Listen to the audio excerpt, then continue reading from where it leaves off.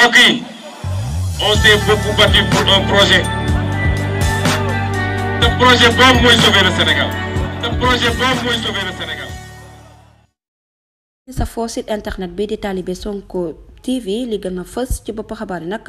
dañ koy doore kat yi nga xamante ne rek kii di Guy Marius Sagna daal dina koy yëkkati nag ñeel li nga xamante ne rek moom la maître Moussa Diop daal di yëkkati nag ginnaaw bu mu yëkkatee ay kaddu na ne ki nga xamante ne nag moom mooy Aly Ngouille Ndiaye dafa bokk rek ci jamaa bi nga xamante ne rek moom lañ doon exploité ci biir réew mi ba tey rek kii di Guy Marius Sagna nag moom yëkkati na ci ay kaddu ne ni ki tey yemook fukki fan ak benn ci weeru décembre 2023 def na ab proposition boo xamante ne rek da ko yóbbu ci kanamu commission d'enquête bu parlementaire ngir mu indi ci ay leeral ginnaaw rek bu mu gisee ne boobu lee débat nag mi ngi lëmbee bu baax biir réew mi moom Guy Marius Sagna la mu daal di xam ne rek mooy kii di Moussa Diop kaddu yi nga xamante ne rek daal dina koy yëkkati ñeel exploitation mine bi ak suñuy jamaa ji faw rek ñu daal di koy càmbar saytuwaat ko ci nu mu gën a gaawee ba tey rek ci boobu lee mbir nag la ñuy daal di desane ndax kii di Aly Ngouille Ndiaye pare na nag pour yóbbu kii di maître Moussa Diop fam mbaxal na doomee benn ginnaaw rek bu mu gisee ne da koo daal di sosal moom nag nee na accusation yu nu mel du ko bàyyi benn yoon nag mu daal di sedd moom Aly Ngouille Ndiaye nekk candidat ci élection présidentielle ñu doon ma ci atum 2024 ñu fàttali leen nag yooyu les accusations moom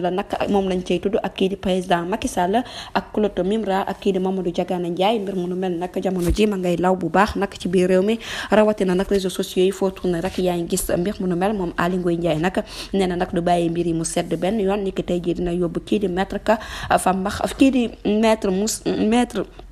Moussa Diop fa mbaxana doone benn jaarale ko nag ci mandataire am bi di wuyoo ci turu maître Ka moom nag la mu daal di xam ne rek dinañ jébbal ab plainte ci kanamu procureur bu tribunal grande instance ginnaaw kat yi nga xamante ne kii di Moussa Diop daal dina koy yëkkati rek mu gis na ay nor la lu ñàkk rek dinañ ci ñëwaat ci yeneen jotaay xabaar jërë ngeen jëf ci teewlu bi bu leen fàttee abonné bës cloche de notification ngir amaat yeneen i info. mbokk yi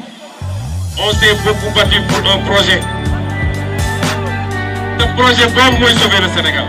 Le projet boobu mooy sauver le Sénégal.